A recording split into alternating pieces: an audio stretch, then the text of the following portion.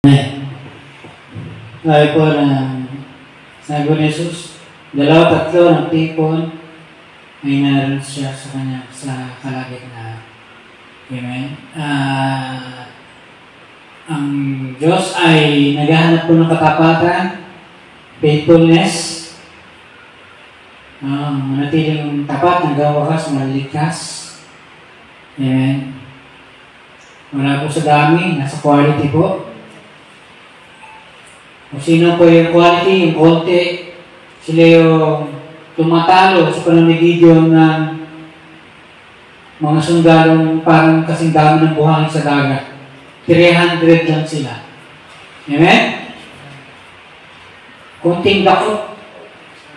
Konting dakot lang. Laban sa kasing dami ng buhangin sa dagat. Nakalaban nila Gideon. Amen? At yung natalo nila. Amen? Wala po yan sa dami. Amen? Sa mundo kasi tayo, sa dami ng yaman. Sa Diyos wala yun, hindi sa Kanya. Sa Diyos, talino. Sa Diyos, kapangyarihan. Basta pinag-usapan po natin ng Diyos, katalinuhan po yan, kapangyarihan. Yung po wala tayo eh. Ang ating karunungan ay parang basahan lang sa Diyos. Maraming basahan. Ang ating karunungan ay napakababa lang kumpara sa Diyos. Kailangan sa Diyos, sa ating Diyos. Amen? So, maganda po ito natin pag-aaralan. Sana ma-meditate yung may ito. Amen? Training ko po ngayon yung mga pandinig. Ito po, pag-aaralan po natin ay matagal na po akong Christian. 1985 pa po, Christian na ako. Nagbabasa na ako ng Bible. At pagdating sa topic po na to, ito po isang napakalaking tanong sa akin. Ito po ay $1 million question sa akin.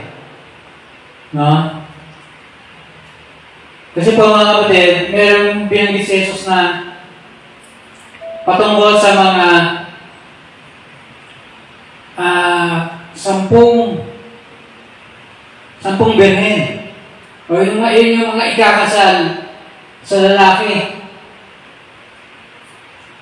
At sila po, yung 5 doon, matalino, yung 5 doon, hindi matalino. Yung matalino po, nag-imbak ng langis. Kasi sila ay basahin mo na. Sabi po sa Matthew 25 verses 1-13 sabi ron, babitat ng verse na naman. Ang karyan ng langit ay kagaya sa 10 birhen na kinuha ka ng ilawag at kanilang kakatagpuin kasalubungin ng lalaking ikakasal. Kanilang mapapangasawa. Yung 5, matalino, yung 5 hindi matalino, mamang. Verse 3, ang mga mamang hindi nagdala ng mga langis. Ang reserva. Verse 4, yung matatalino ang dala ng kanilang mga langis sa kanilang lalagyan. Siguro, naglagay pa ng mga reserva. Verse 5, at dumating ang lalaki kakasal ay medyo tagtagal. At ang mga birhen, mga babae ay nakatulog. Verse 6, sa hating gabi, ay may sumigaw, ito na, dumarating ng lalaking kakasal. Katagpuin niyo na siya. Verse 7, at ang mga birhen ay, mga dalaga ay bumangon at kanilang inayos ang kanilang lampara, yung mga bitsa. Verse 8, ang mga mangmang, sinabi sa matatalino, bigyan mo kami ng langis kasi ubos na ang aming mga langis. O yung gas ng kanilang ilawan. Sabi ng matatalino, hindi pwede kasi hindi na ito sapat sa amin at sa inyo. Pumunta kayo doon sa mga nagtitinda. Bumili kayo. Verse 10, nang sila ay bumibili, dumating ang lalaking kakasal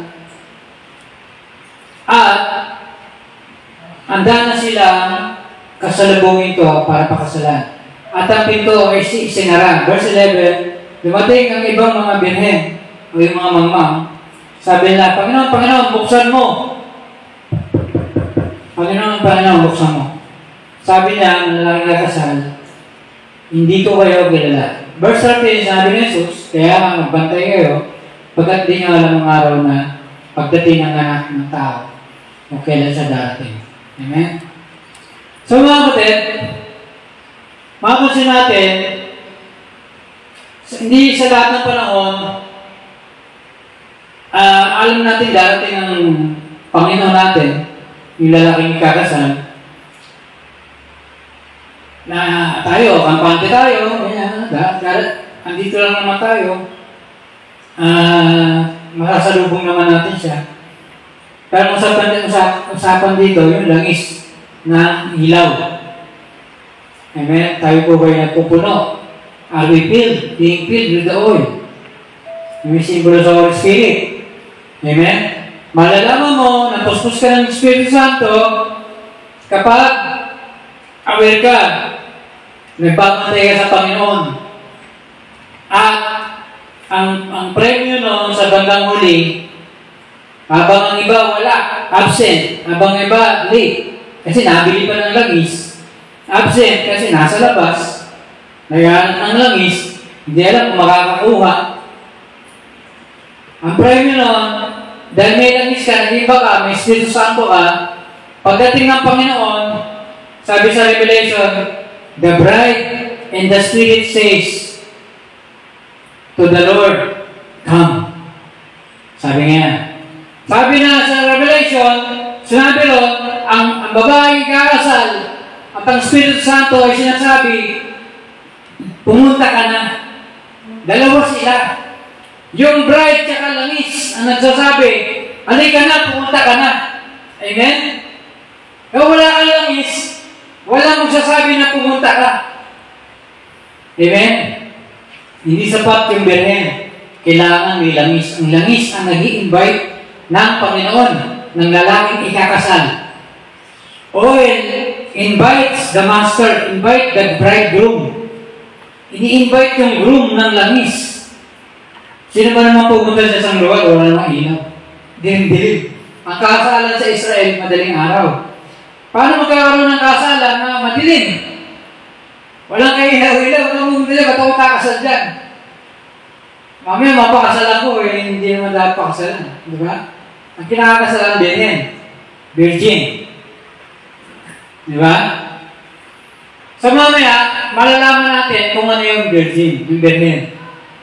Tayo bilang mga lalaki, babae, Lord, paano ba kami maging virgin? At ikaw yung lalaki kakasal. Mamaya malalaman natin. Lalaki ko, maging virgin ako. Kasi ang simbolo ng church, ang church hindi building. Hindi bato, hindi kahoy. Iglesia, ang isang iglesia, mga taong tinawag, tinipon. Amen? Mga tao yan. So tayo yon, ang church ay mga tao na sasamahan ng Panginoon at pagpakailan-kailan pa magsasama din maghiwalay. Amen? Magpakailan-kailan pa man, kasama ka na. Hindi ka niya iiwan, hindi ka niya pababayaan. Pag napunta ka sa apoy, hindi ka masusunog. Pag napunta ka sa tubig, hindi ka malulunod. Amen? Ililigtas ka niya. Amen? Yan. Kaya mga kapatid, pag meron po tayong langis, tayo po ay aware, nag-aantay tayo sa Panginoon. Ano mang mangyari. Makatulog ka man dyan, Lord, ang tagal mo nakatulog tuloy ako. Pero pag darating na siya, kailangan yung langis. Kailangan may ilaw. Kailangan nagliliwanag ka. Di ba? Kasi yun ang pupuntahan niya, yung nagliliwanag. Yung burning for God. Yung nagliliwanag, shining for God. Yung nagliliwanag sa Panginoon, yun ang pupuntahan niya. Hindi siya pupunta sa madilim. Amen? Light invites the light. Si Jesus yung inimbitahan. Tayo yung mga liwanag, inimbitahan natin yung pinaka-importanting liwanag. Si Jesus. Siya yung liwanag na darating na kailangan natin. Amen? So yan. Hindi sapat na tayo mga birhen. Diba? Eh sabi na, paano kung magiging virgin?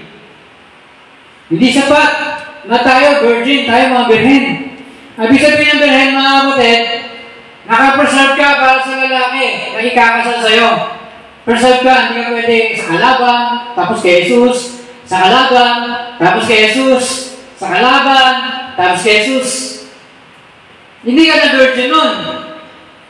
Pag kay Jesus ka lang, virgin ka. Pagdating ni Jesus, ito yung virgin, dinatnan ko. Hindi siya pumunta sa kalaban. Hindi siya sa lawahan. Sa Panginoon, sa kalaban, sa Panginoon, sa kalaban, sa Panginoon, sa mundo, sa Panginoon, sa mundo, sa Panginoon, sa mundo, sa lawahan. Di ba? Pero pag ikaw, virgin ka, sa Panginoon ka lang, Lord, nakapreserve ko.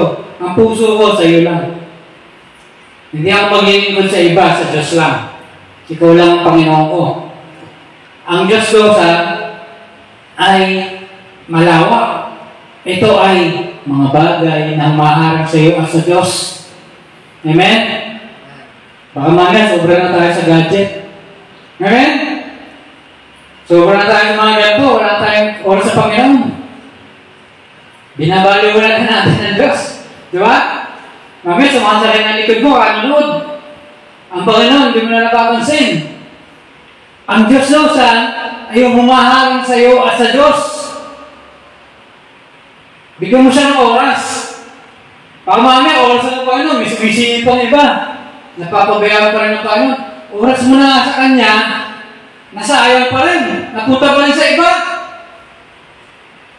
Sabi nga, minaligin yung salita ng Diyos, ginawa ng ibon. Pero salita ng Diyos, ay kinikira kay Jesus. Tinanay pa ng ibon. Oras mo na sa Panginoon, nakikinig ka na, para matuto ka, para yung salita ng Diyos magigtas sa'yo, tinangay pa ng ibon yung salita ng Diyos. Ang sabi ni Jesus, yung salitang marinig mo, hahatol sa'yo sa uling araw.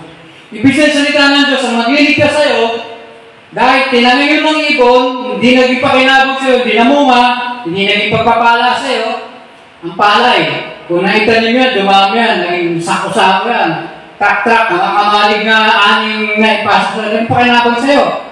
Pero tinanim na, binigay sa'yo ng Diyos sa binhi na buto, tinangay ng ibon, hindi mo napakinabangan. Yun ang nakatol sa'yo. Nangyari, sa salita ng Diyos binigay ko sa'yo. Pinabayaan mo, pinatuka mo sa ibon, pinakuha mo sa kalaban, sa diablo, sa demonyo. Nakikinig ka, napunta sa iba yung pinakikinggan mo. Na-interrupt ka, nagambala ka. Tinangay ang ibon. Amen? Imbis na pagpapala yung salita ng Diyos, nagliligtas, sa salita ng Diyos ay buhay. The Word is life. The Word is truth. The Word is our rock. The Word is the foundation. Pundasyon mo, kahit dumating mga problema, bagyo, hindi ka matitinag, hindi ka mamamatay, hindi ka malunod, hindi ka mabuto sa impyerno, napahama ka. Bakit? Yung salita ng Diyos, imbis na maging pundasyon mo, matangay sa'yo ng diablo. Hindi naging pundasyon sa'yo. Amen? Masaan dyan? Nandyan. Hindi ka napa-upset. Pero ang tanong, yan ba salita ng Diyos tumutubo sa buhay mo, namumunga sa buhay mo? Kailangan nananatili yan. Hindi mo hayaan ng ibo, tangayin yung salita ng Diyos na narinig mo. Amen? Hindi po tinaano rito yung hindi sapat maging virgin ka. Kailangan lagi kang may langis. Hindi sapat na nandito ka, kailangan ka natin yung pinakikinggan mo. Hindi mo hinahayaan. Sige, mga ibon, tukayin nyo na tukayin. Tangin nyo na sa akin, hindi ganun. Kailangan patubuin mo sa buhay mo. Makinabang ka pagdating ng panahon. Sa mundo, puro mga instant money, instant yaman, instant ganon. Sa Diyos, sowing and reaping. Dapat palaguin mo sa buhay mo yan. Diligan mo yan. Amen? Hindi pwede yung mga sandali lang, meron na agad. Iba sa Panginoon, baka namin sa Bible, si Joseph the Dreamer, naging halipi. Pinagtulong-tulungan. halos gusto nang patayin, naging sa hukay, binitang alipin, naging alipin sa Egypt, inakusahan, tunulong, ang tagal sa kulungan, inip na, sabi niya, tulungan niyo ako, gusto kong makawala dito, wala naman akong kasalanan. Ang kasalanan ko lang, meron akong vision, meron akong panaginip, magiging dakila ako sa buong mundo, pinagkaisahan ako. Amen? Ang hirap ng dinanan niya, nagtanim siya, umani siya. Naging prime minister siya. Amen? Hindi ko yung instant money. Inaasahan naman ako, yayaman naman ako. Mga kapatid, hindi ito instant money. Ang kalaban ng the best, yung good. Good is the enemy of the best. Ang ibinibigay sa'yo ng Diyos, ang kalaban niyan, yung hawak-hawak mo, ito pinangawakan ko, matalino ko, may pera ko, may naasahan akong pera, may bahay ako, may trabaho ako. Yan ang kalaban ng the best. Yung aani mo, pagdating mo parang ang Prime Minister. Amen? Yan ang kalaban ng the best. Yung hinahawakan mo na yan, minsan naging kalaban sa iyo yan. Bulungan ka ng kalaban dyan. Diyan ka malaman. Sa sarili mong talino, sarili mong lakas, sarili mong hinahawakan mo. Diyan ka malaman. Huwag mo intindihin the best. Yung sa Panginoon. Good is the enemy of the best. Yung puno na ipinapaiwas ng Diyos kay Ebatadan, bunga ng pagkaalam ng mabuti at masama. The good is the enemy of the best. Good siya. Dahil huwag mong pananangin yan, mong hawakan yan. Amen? Sa mundo, walang permanente. Ang lahat ng bagay dito mawawala. Sabi ni Pedro, lahat yan masusunog. Kung dati, nasira ng baha, tubig, ngayon apoy. Lahat yan masusunog. Lahat yan malulusaw sa tindi ng init. Amen? Hindi natin yung salita ng Diyos. Hindi natin alam ang ginagawa natin. Sayang lang. Amen? Sayang lang yung inuubos natin oras. Pag di mo alam ang salita ng Diyos. Dating araw, baka sabihin mo, alam ko ito, nabasa ko sa Bible. Ito nangyari. Sayang lang talaga itong ginawa ko. Ganun mangyari. Amen? Hindi sapat maging birhen. To become a virgin is not enough. Amen? Dapat consistent ka, lagi kang may langis. Consistent ka na lagi kang nag-aantay sa Panginoon. Sa kanyang pagdating. Sa ibang naman, kung hindi nag-aantay sa Panginoon, nananakit ng kanyang kapwa alipin. Amen? Yan sa tandaan ng hindi nag-aantay sa Panginoon.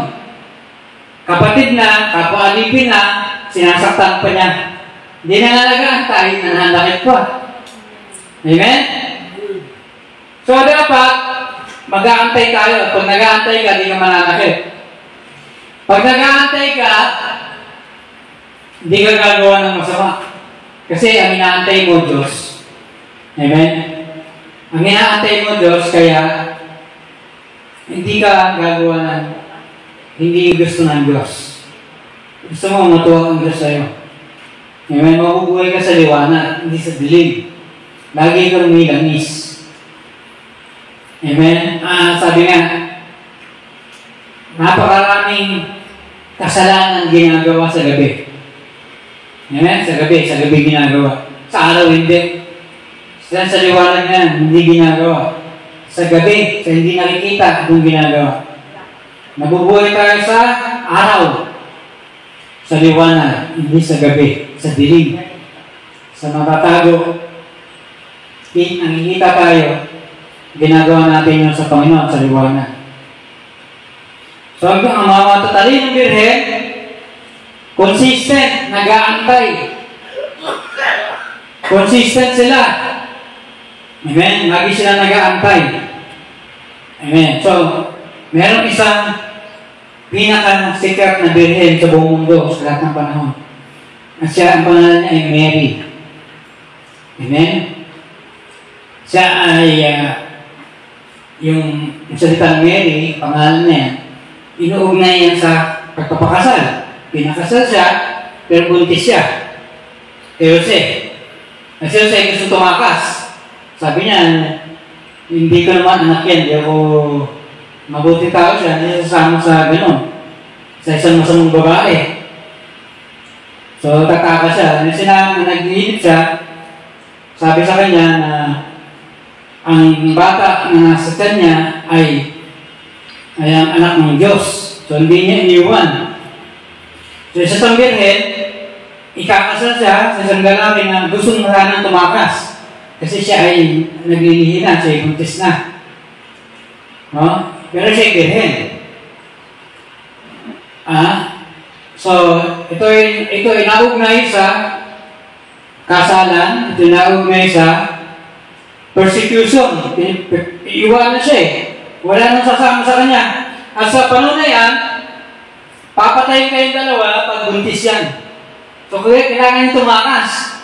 Deuteronomy 22 verses 23 to 24. Pag ang babae ay ipapakasal sa lalaki, ay siya ay natulog sa ibang lalaki, tumabi sa ibang lalaki, at siya ay dapat mamatay na sa pamamagitan ng pagbato. Sapagkat siya ay ikakasal na, pero siya ay nakagawa ng ganun pagkakamali. At so, ganun parang kayo malilinis. Maalis ang kasamaan mula sa inyo. Deuteronomy 22 verses 23 to 24. So, kaya si Jose gusto taasan. Kasi nakalagay sa Deuteronomy, sa sulat ni Moses. Naku, mababato ako na ito, mababato siya, mababato ako. So, tatlo mamamatay. Si Maria, si Jose, tsaka yung baby Satan, si Jesus. Kaya ginagawa niya, no, tahimik na lang siyang aalis. Si Jose, tatakas na ako. Para ligtas na ako, hindi na. So, yung pagiging birhen, meron din po siyang persecution. Hindi ka naiintindihan ng tao, pagiging birhen mo. Pag birhen ka, magkakaroon ka ng anak. Siya si Jesus. Amen? May darating na Jesus. Kanina, ang matatalinong ang mga birhen, darating si Jesus para pakasalan sila.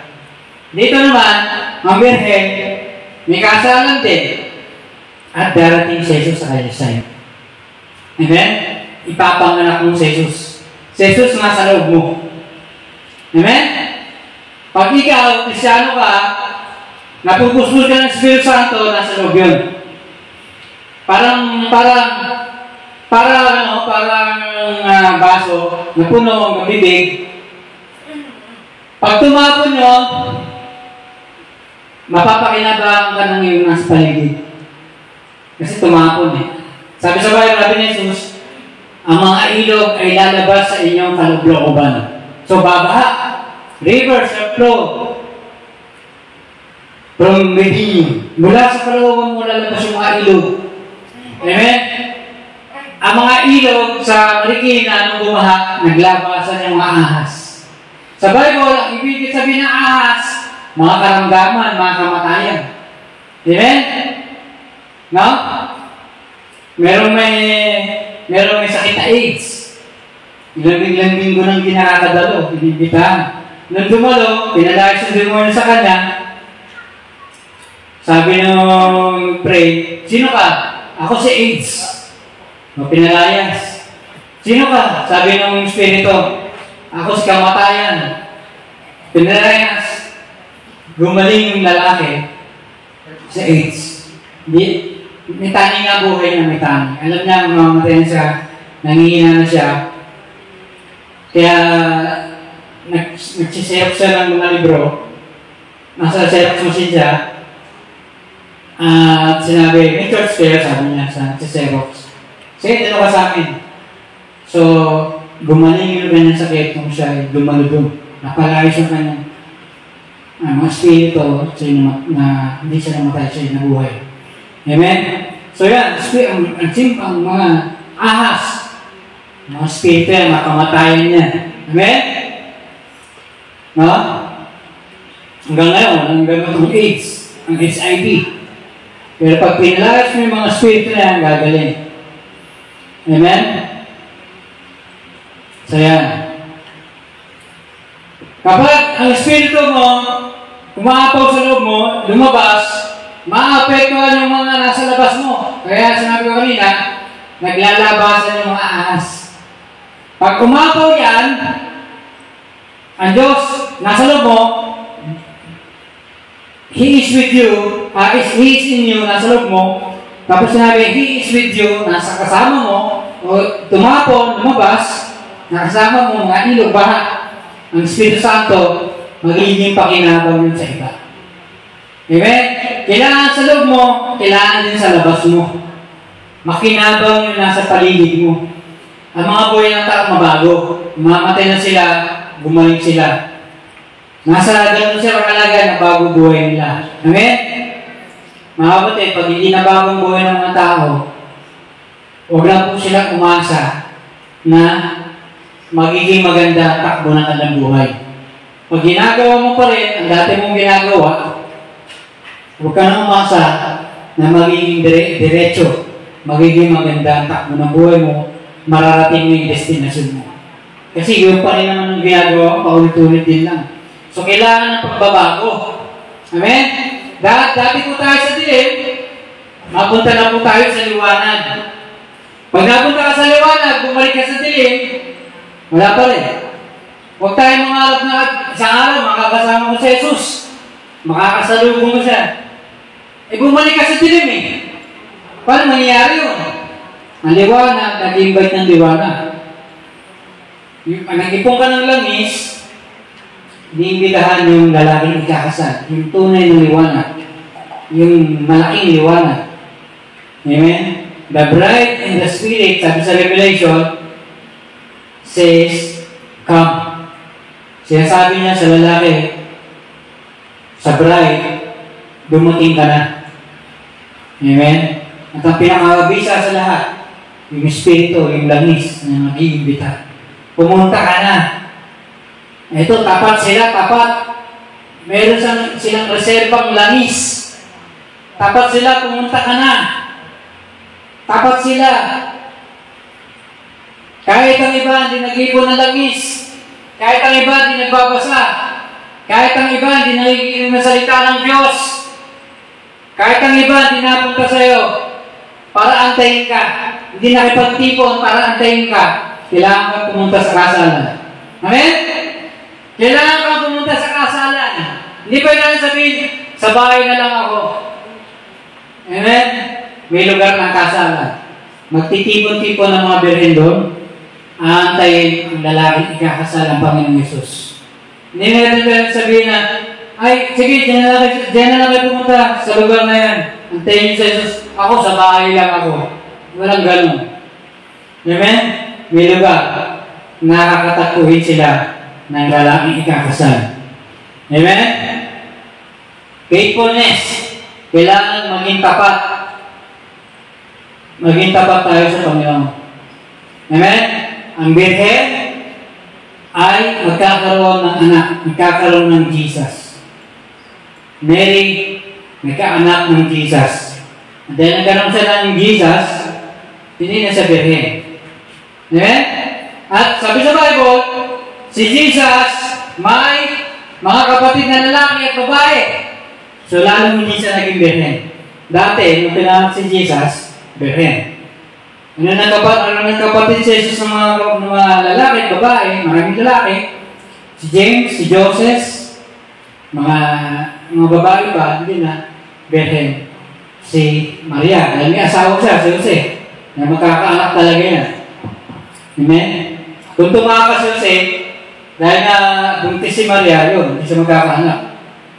Birhen pa rin siya. Eh, asawa niya si Jose, naglaki niya kanyang mga anak. Nagkaanak si Maria. Hindi na siya birhen. Dati, birhen siya dati. Okay? So, pag tayo birhen, magkakaroon tayo ng Jesus. Yung mga wise virgin, Darating sa kanila ang lalaking ikakasal, si Jesus. Amen, magbabantay sila sapagkat di nila alam kung kailan darating si Jesus. Amen? Yung matalinong birhen, hindi nila alam na darating kung kailan darating si Jesus. Nag-iipon sila ng langis, napunta sila sa lugar na dagat ng Jesus, ng lalaking ikakasal. Paano malalaman ng mga tao hindi napunta sa pupunta ng lalaking ikakasal? Alam namin darating si Jesus. Makakatagpo namin sila. Ano mangyari? Hindi ka nga pumunta sa lugar na kung saan darating yung lalaking ikakasal. Hindi ka napunta sa lugar na yun. Sa lugar nila. Nasa bahay ka lang. Amen? Paano mangyari yun? Hindi ka nag-ipon na langis. Espiritu Santo. Amen? Holy Spirit meeting. Holy Spirit meeting. Nag-speaking in tongues. Nasayaw, nakanta. Ayan. Nakikinig sa salita ng Diyos. Amen? Nagkakaroon siya ng word of knowledge, word of wisdom. Ayan. Interpretation of tongues. Espiritu Santo yun, yung langis. Ayan. Malalaman natin may langis ka. Mga iba, naniniwala. Ikaw naniniwala ka kasi may langis ka. Alam mo, gumagana yung langis. Alam mo, gumagana yung Espiritu Santo. Amen. No? Meron na sa ito, itong lalaking ito ay sikat na sagat sa Pilipinas at saka sa Asia. Madalas nga ito sa Cavite. Ang tawag sa kanya, kailan lang siya namatay? Siguro mga bandang year 2000. Mga kanununuan niya, mga natugtog sa Malacanang, mga presidente tinutugtugan nila. Marami sa kanilang lahi na naging artista na, mga magagaling sa music, sa kantahan. Sabi ng driver niya sa kanya, kasi nagpipiano, sabi, "Boss, ang galing mo palang tumugtog ng piano." Sabi niya, alam mo, sa hotel yun, sa hotel, sabi niya, alam mo, pag nandiyan ako sa piano, tumugtog ako, hindi na ako yun. Okay? So mga kapatid, ganun alam mo, gumagana yung langis. Kapag ikaw, kumanta ka, alam mo, hindi na ako yung kumakanta. Pag ikaw tumugtog, hindi na ako tumugtog na yan. Hindi ako yun. Gumana yung langis. Amen? Pag ang sasakyan mo, walang langis, alam mo, maganit. Nagiginit. Parang gusto nang huminto, parang ayaw ng mandar. Pero pag yan may langis, at pinanta mo pa ng langis, naghahanap ka ng biyahe, asa pa yung biyahe ko, haba? Kahit gano'n ka lang yun, hindi ka atasan yan. Samantalin mo, walang langis, hindi na-change oil. Nagre-reklamo. Kahit sino tatakbo yung parang ayaw mandar. Doon lang tayo pupunta, ayaw mo pa. Pero pag yan napatan mo ng langis, may langis, hindi magre-reklamo, naghahanap pa ng biyahe yan. Sige, kahit walang hinto, walang tigil, sige. Basta gasolinahan mo lang yan. May langis to. Diba? Ayan, mga kapatid. Yun pag may langis, hindi na ikaw yun. Kaya ang buhay mo magiging madali, financial mo magiging madali, mga pangailangan mo magiging madali, ang trabaho mo magiging madali, ang buhay sa mundo magiging madali. May langis. Amen? May langis ka, hindi ka mahirapan. Marami tao nahirapan kasi wala silang langis. Sabi sa pinasa natin kanina, mga mangmang na birhen. Hindi nag-aantay, hindi nag-iipon ng langis. Hindi nag-reserva ng langis. Baka nga sila yung mga birhen, naka-reserve sila para sa lalaking ikakasal, para kay Jesus. Hindi naman sila nag-iimbak ng langis. Wala silang panahon sa langis. Basta may lampara. Gamitan lang ng gamitan, di ba? Maraming tao, gamitan lang ng gamitan ng mga sasakyan. Hindi na-change oil. Hindi na pinag-iipunan langis. Pagdating ng panahon, kakadin langis, mag-change oil. Gamit na lang ng gamit. Isang taon na, di pa napapalitan. Maraming taong ganyan. No? Marami. Minsan ako yun. Ako yung gumagamit ng mic. Minsan ako yun. Tinuturo ko sa hilo. Di ba? Gamit ka ng gamit eh. Motor ka ng motor. Wala ka ng langis eh. Taon na. Di ba? Pinagpapawisa ka ng malapot. Baka masira yung gamit na to. Kasi hindi naalalanis. So, kailangan maging matalino tayong birhen. Nag-iipon tayo ng langis. Amen? Yan. Kaya mga kapatid, yung sabihin ng birhen, sila yung mga puro, pure. May reserva sila, nag-preserve sila para sa Panginoon. Amen? At magkakaroon sila ng anak, si Jesus. Magkakaroon sila ng Jesus. Amen? Kailangan consistent ka. Wise virgin. Consistent ka, lagi kang may langis. Amen? Ayan. Sama sa natin si Mary, sa Bible, babasahin natin ang Bible, hindi ko sinulat ang Bible, kaya kung sulat niya, nakalagay sa Bible, na sila Mary, anak niya mga lalaki pa, mga babae, sumusunod kay Jesus sa malayuan. So, hindi sila naging consistent. Dati si Mary, Virgin, nagkaroon siya ng Jesus. Minsan, ganun tayo eh. Pag may Jesus ka na, nagiging hindi ka na consistent. Susunod mo si Jesus, malayuan. Hindi ka active na naglilingkod sa Jesus. At sinabi ng mga tao, Panginoong Jesus, andito yung nanay mo, andito yung mga kapatid mo lalaki, andito yung mga kapatid mong babae, gusto nila magsalita, kasama ka. Tinuro ni Jesus, yung kanyang mga alagad, sinabi ni Jesus, ito yung aking mga kapatid na lalaki, mga nanay, kapatid na lalaki, kapatid na babae. Yung mga gumagawa ng kalooban ng Diyos. Amen? Pag gumagawa ka ng kalooban ng Diyos, ikaw yung nanay, ikaw yung kapatid na lalaki, ikaw yung kapatid na babae, ni Jesus. Amen? Pwede kang, ang agulan doon, wala na sabi ni Jesus, pwede kang magsalita kasama ko. You can speak with me pag ginagawa mo yung kalooban ng Diyos. Hindi kalooban ng Diyos, sundan mo si Jesus ng malayuan. Kailangan active ka, kagaya ng mga alagad ni Jesus. Amen? Dapat kagaya ka ng alagad ni Jesus. Sila nagbabaptize si Jesus sa pamamagitan ng mga alagad ni Jesus. Sabi raw, marami na-baptize si Jesus sa ilog.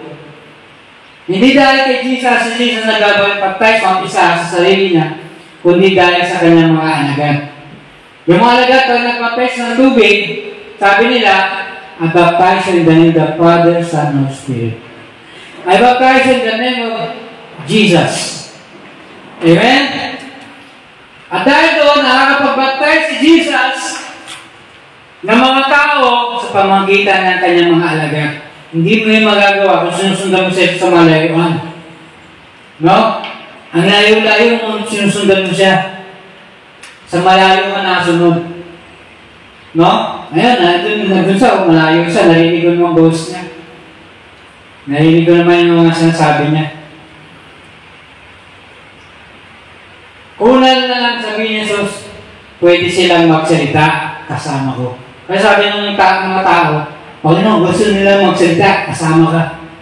Tinuro ni Jesus sa mga lagad, ito, yung mga pwedeng magsalita, kasama ko. Kasi ito yung mga kapatid ko, ito yung nanay ko, ito yung mga kapatid kong babae. Amen?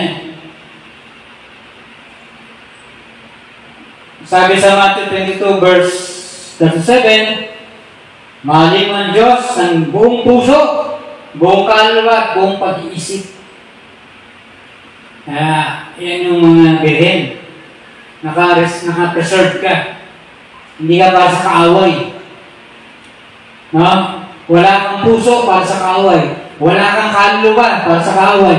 Wala kang kaisipan para sa kaaway. Buo ang isip mo para sa Panginoon. Ang kaluluwa mo para sa Panginoon. Ang puso mo para sa Panginoon. Ang lakas mo. With all your strength. At ilakas mo sa Panginoon. Merong si Catherine Kuhlman napilay. Nabagsak yata sa yelo. Napilay siya.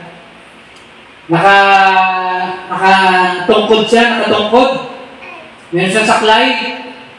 Nagpipreach pa rin siya, nag-i-invite pa rin siya, nagkukuliling pa rin siya, inimbita pa rin yung mga nasa paligid para bumalo sa church. Amen?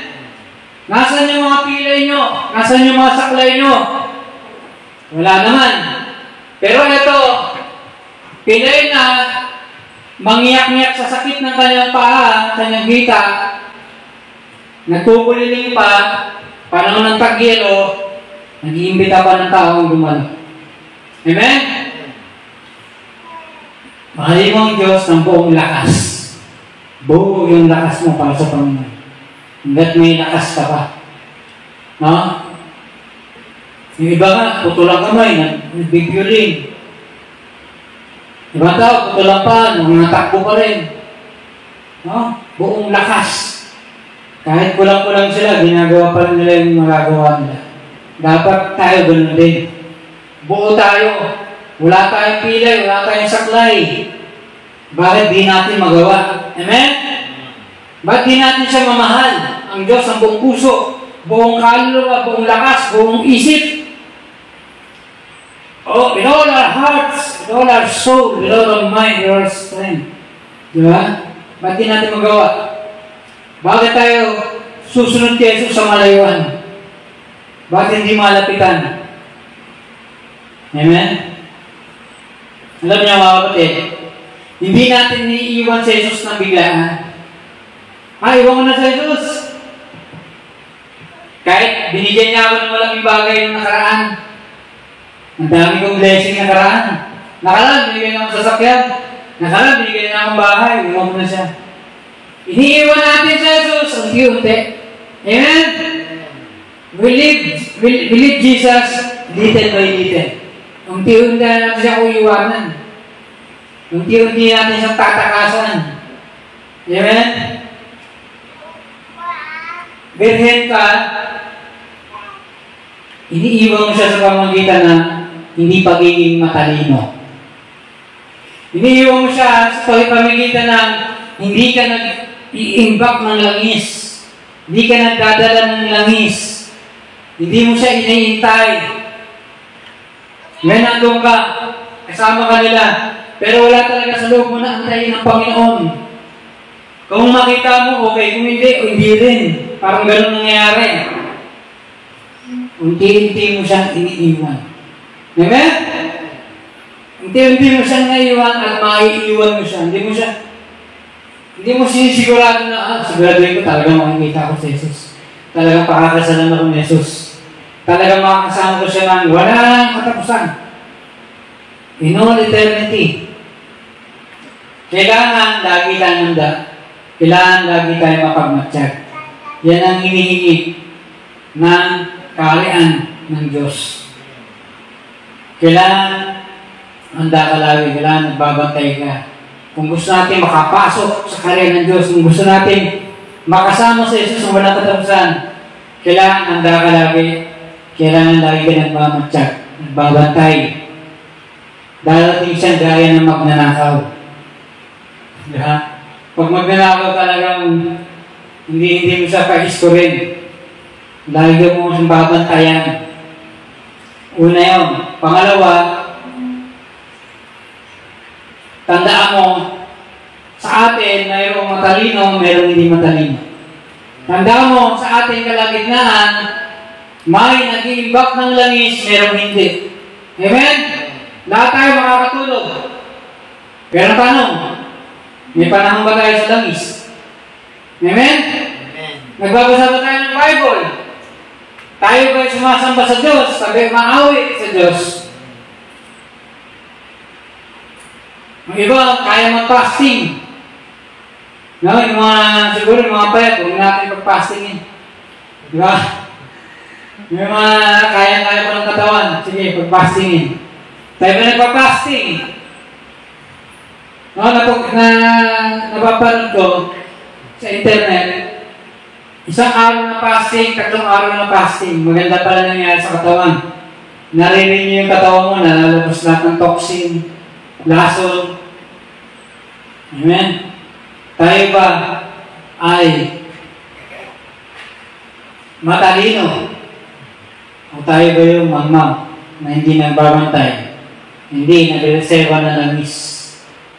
Amen? Inisip nila magkakaroon ng mangmang, inisip na nade-delay. Magkadalo pa ba nun? Hindi pa yan pupunta. Pumunta. Di ba? Tanda mo, pag inisip mo na hindi pa darating si Jesus, darating siya, hindi mo na mamalayan.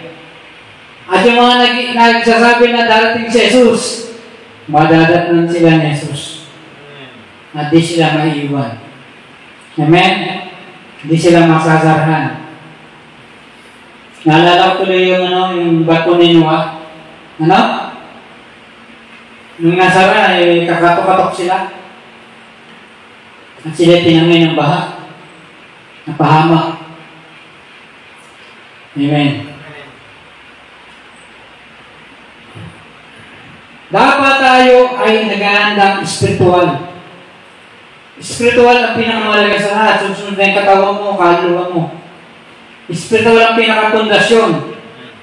Ito hindi nakikita. No, dati-dati mga kapatid, pag nakita ko yung likod ng Diyos, pag dumating mga tao nagtutumbahan, mga sakit gumagaling, sabi ko, baka siguro kakanta ka lang. Magpe-pray mo na, magpe-preach ka, magpe-pray mo may sakit. Papatumumay ka mo ng mga tao, magtutumbahan. Akala ko, ganun lang. Pero mga kapatid, mga nagbayad pala ito ng presyo. Amen? Talagang sinasampal pala ito ng tatay nila. No? Sabi ng tatay na, magtrabaho ka! Buong buhay pala na, naging full time siya. Hirap ang ginayari ng presyo. Akala natin, yung preacher, kakanta lang, magpe-preach, magpe-pray, gagaling mga masaya, matutumbahan ng mga tao. Hindi natin alam, ang laki pala ng binayaran ng presyo. Amen?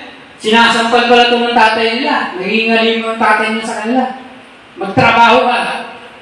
Full time pala itong mga to. Pero mga kapatid, itong sinasabi ko sa inyo, preacher na to, ang bahay, kasi laki ng SM may ganun. Amen? Bigay ni Lord. Pangatlo, dapat mapagmatsyag at mapagbantay. Dapat tayo magbantay sapagkat di natin lang kayong darating ang nalaking kakasal, si Jesus. Hindi natin alam kailan siya darating. Kaya kailangan handa, spiritually, morally, hindi tayo pabanjing-banjing. Pangapat, may masamang mangyayari sa mga hindi naghahanda. Amen? There's consequences of unpreparedness. Diba? Pagdating ng lalaking kakasal, yung mga babaeng mangmang, mga birhen na mangmang, naiwan sa labas, hindi makapasok. Kasi hindi sila handa. Amen? Dapat naghahanda ka, dapat may langis ka. Pag ikaw may langis ka, handa ka. Amen? Pag may langis ka, handa ka. At kuminsan, ang kinalalabasan na to, walang katapusan. Eternal. Consequences. Pag hindi ka handa ang spirito mo. Sinarang sila ng pinto, ito ay hatol ng Panginoon, inilabas ka sa karya ng Diyos. Ibig sabihin nun, hindi ka sinali sa karya ng Diyos. Sinarahan ka ng pinto. Amen? Closed door. Amen? Hindi ka isinali. Hindi ka handa nung dumating siya. Amen? Ang kasali lang sa karya ng Diyos ay yung mga handa lagi. Yung mga nagbabantay. Yung mga handa, spiritual nila. Amen? Panglima, personal responsibility. Meron tayo mga responsibilidad bawat isa sa atin. Tayo ay mga matatalinong birhen. Dapat naghahanda tayo ng langis. Amen? Ang kaibahan natin sa mga hindi matalino. Amen?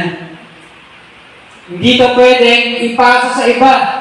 Hindi ito pwedeng ipahiram sa iba.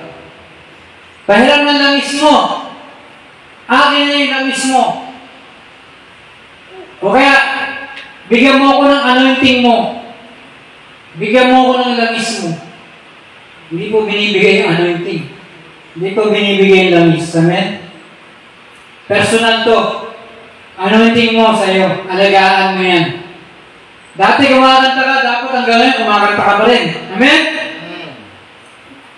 Dito ka sarap, kumakanta ka, dapat hanggang ngayon kumakanta ka pa rin.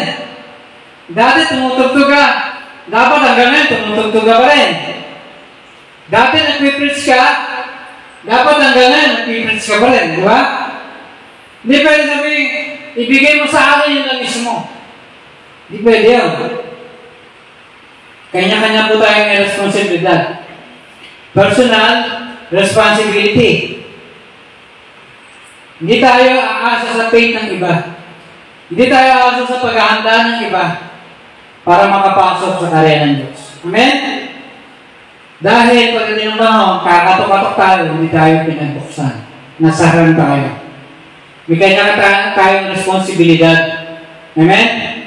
May oras matulog, may oras gumising. Amen? May oras meron sa bahay, may oras ng pagdalo. Amen? Hindi ba lang sabihin, Lord, nakalimutan ko, hindi ako nakapagdala ng langis. Andun, naiwan ko dun. O hindi ko nagawa. Kasi naging busy ako sa bahay namin. Sa bahay namin, daming ginagawa. Naguhugas. Naglalaba. Naglilinis. O yung trabaho ko, inuwi ko sa bahay. Trabaho ko sa office. Ang dami. So hindi ko po nagawa yung langis ko. Hindi ko na bigyan ng oras. Meron tayong responsibilidad. Meron tayong spiritual na buhay. Amen?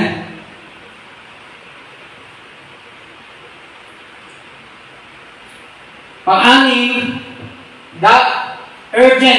urgency of readiness. Kailangan matindi yung ating paghahanda.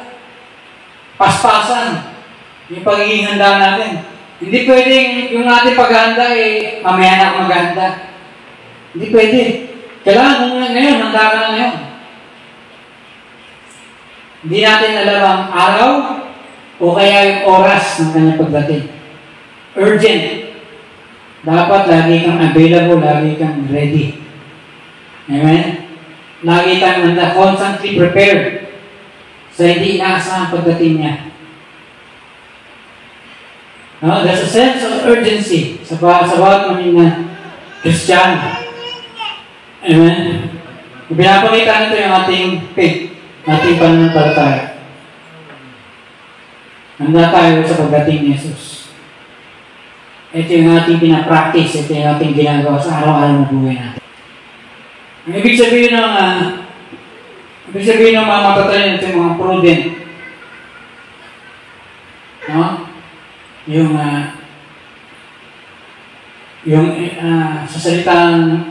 Sa salita sa Bible, nakalagay doon, ito yung isip, ito yung intellect, ito yung karunungan. Yan, sabihin nyo. Meron silang isip, meron silang karunungan. Grabe nga kanina, di ba? Sabi kanina, love the Lord with all your mind. Ayan. Ginagamit nila ka ng isip, maghahanda ako. I-discern ko, titingnan ko, yung pwedeng mangyari doon. Kailangan may langis.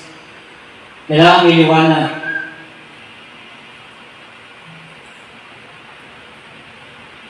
No? Okay, doon, tinitingnan nila na pwedeng kakapusin sila ng langis kung ipamimigay nila yung kanilang langis sa iba. Hindi to sasapat sa sarili nila at sa iba kung ipamimigay pa nila ito. Diba? Kita mo? Sila ay talagang tinitingnan pwede mangyari. Hindi sila padalos-dalos. Bara-bara. Sige, bigay ko lang ito sa'yo. Hindi ganun. Ano rin sila? Maingat din sila. Ang matatalino, nag-aanda at maingat. Amen? Careful. Bakit ko bibigay lang ito? Hindi rin naman sasapat sa'yo. Hindi rin sasapat sa amin. Pare-pare lang tayo mawawalan. Pare-pare tayo hindi tatanggapin ng lalaking yung kakasal. So mga kapatid, yung mga babae kakasal, lumabas para bumili ng langis, yung mga mangmang. Ibig sabihin nun, ang salita na ibig sabihin nun ay lumayo, lumisan. Hindi sila dumating, hindi sila natili, sila pa ay lumisan. So, tanda mo, ang susunod na mangyayari sa hindi pag-ipaw ng langis, lilisanin mo ang Panginoon. Amen? Sabi nga kanina pa, hindi tayo bigla-biglang iniiwanan si Jesus. Sisimula yan sa hindi ka naghahanda ng langis. Hindi ka naghahanda. Hindi mo iniintindi yung pagdating niya. Susunod noon, lilisanin mo na si Jesus. Ay, darating na Jesus, wala akong langis. Aalis ka ngayon para kumuha ng langis. No? Sabihin naman, to go away, to make us away, departed. Yeah. Instead of coming and saying, aalis ka. Amen? Ay, dumating na yung lalaking kakasal. So, ito na yung mga handa. Yung mga ready ones, mga prepared. At, sinalubong nila ang lalaking kakasal, si Jesus. Amen?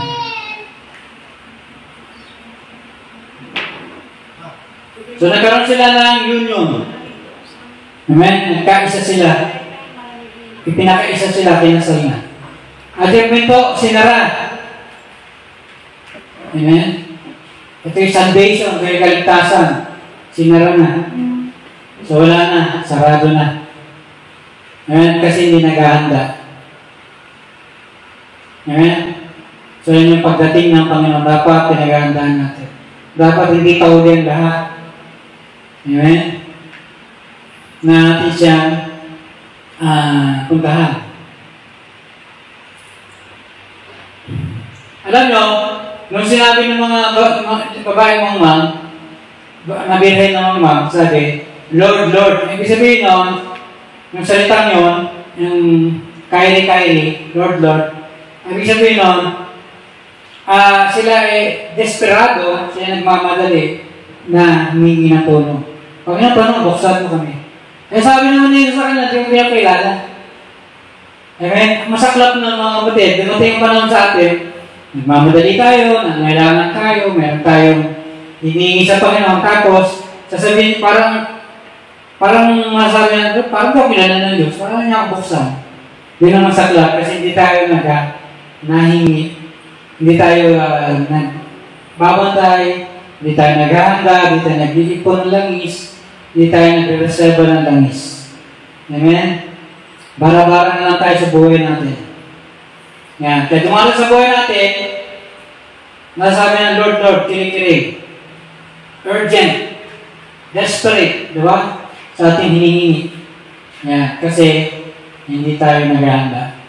Hindi tayo nag-ipon ng langis. Hindi natin siya inaantay. Nagkaroon, nireject tayo ng Panginoon. Sabi ng Panginoon, Oida Mas, I do not know you. Di ko ba kilala? Yan. Magbigat na salita na pagtanggi. Strong statement of rejection. Hindi ko kayo kilala. Amen? Ibig sabihin nito na ignorance. Lahat ng bagay alam ni Jesus. Amen? Minano niya yung relationship. Hindi ko kilala. Dapat asawa ko kayo. Dapat kayo spiritual bride ko. Hindi ko kayo kilala, hindi ko kayo bride. Hindi ko kayo spiritual na misis. Hindi ko kayo bayan. Saraan na yung pinto. Tagalabas kayo. Amen? Yun ang masaklap nun. Yun ang masaklap nun pagdating ng panahon. Pag di ka nag-aanda, hindi ka nag-reserve na life, dumating siya sa araw na, Lord, paano yung kilala ng Jesus? Hindi naman siya nadating.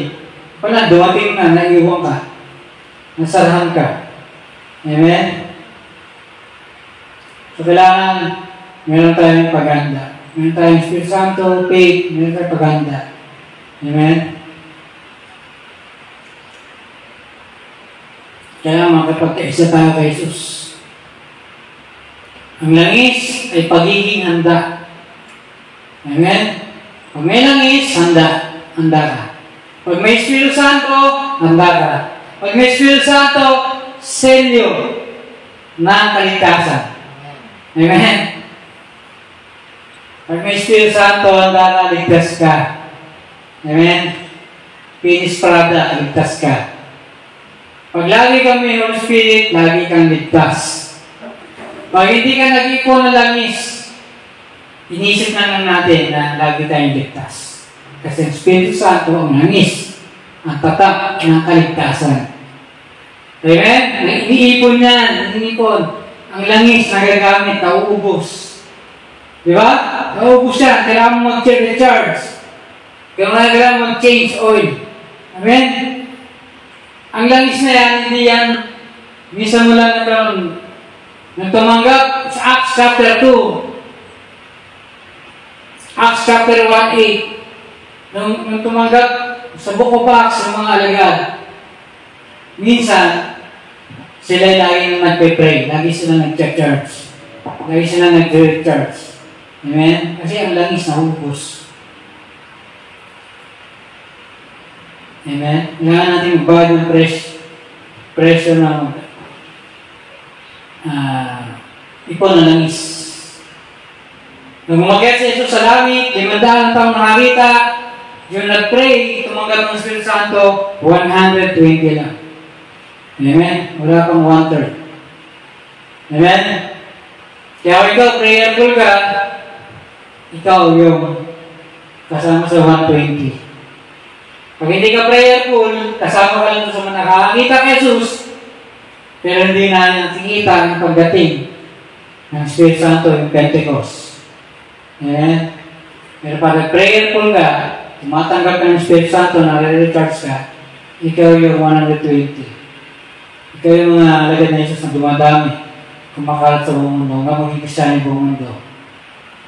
So, ito po yung kanina pag-aralan natin. Ano ba yung birhen? Paano ba tayo naging birhen? Amen? Na tayo pala, kagaya nung naging birhen tayo dahil nililinis tayo ng Panginoon. Panahon ni Esther, ang mga birhen nilinis bago ipakasal sa hari. Amen? Naging birhen ka, naging pure ka kasi nilinis ka. Amen? Nilinis sila. Sinagun sila, sinagun. Isang araw na panood ko sa internet, hindi pala pwedeng gumamit ng antibacterial. Kailangan pala ma-expose sa iba't ibang bacteria. Masama pala yung antibacterial lang ang sabon mo, magkakaproblema ka sa balat. Amen? Lahat pala normal na sabon lang.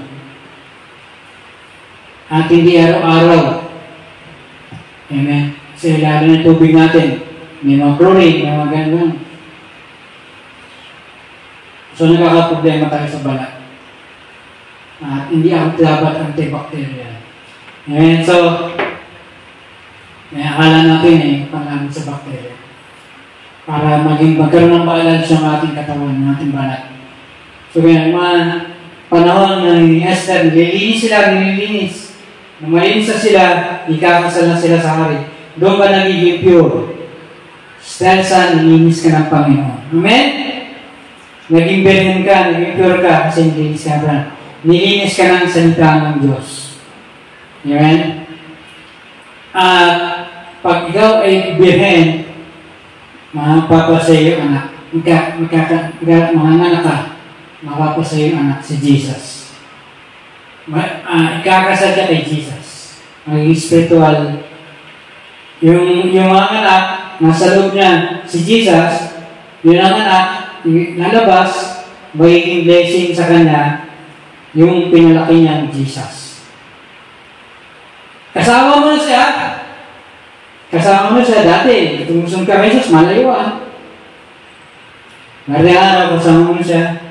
Papagaling siya ng may sakit, mabuhay ng patay, beblet, nagpapala sa mga tao, sa mga nagugutom lahat.